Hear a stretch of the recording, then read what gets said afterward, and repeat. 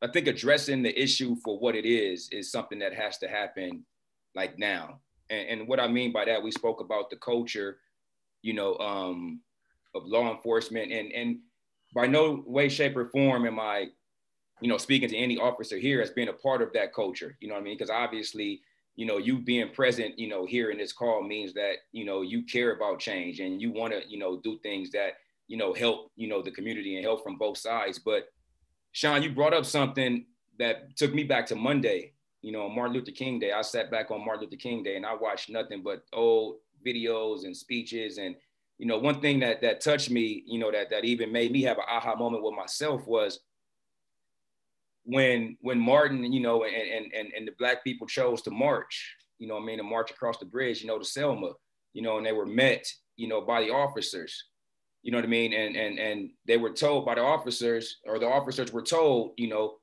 to attack, you know what I mean? Like, that's been embedded in the culture for so long, you know what I mean, of law enforcement, to where now as we come back here to 2020, I'm not saying that officers are being told that, but sometimes that's just kind of been what's done for so long that it just carries over so much, you know what I mean, to where we find ourselves on the end of that. You know, I've been in my driveway, you know, 1220 Stoneacre in Compton, in my driveway at home and been hemmed up for no reason. And if it wasn't for Herman May, who y'all see on that call, I don't know what happens, because he came out there and was able to, you know what I mean, intervene. But it's things like that happens that I think we need to address, you know what I mean? And it's not all officers, but some people, you know, I think, you know, on both sides, we have bad people on both sides, bad thinking people, you know, coming from real deeply rooted places, you know what I mean? And so we got to kind of get back to that and figure that out, you know, and I don't know how we do that, you know, for the whole world, but we're doing that right now, you know what I mean, with the 23 people that's here on this call right now,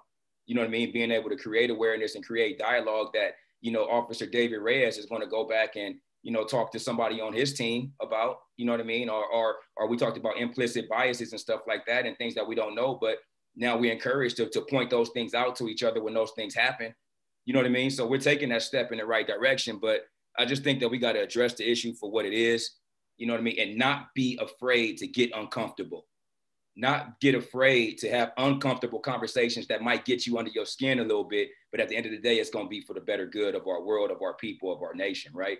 So I just kind of wanted to bring that point, you know, to the fold, just about we got to address it for what it is. We got to go back them years and talk about how it's been happening and talk about how we going to make it not happen no more.